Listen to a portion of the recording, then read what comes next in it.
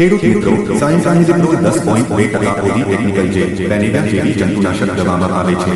આ સિસ્ટમિક જંતુનાશક છે જે શાકભાજી પાકો માટે રસીનું કામ કરે છે.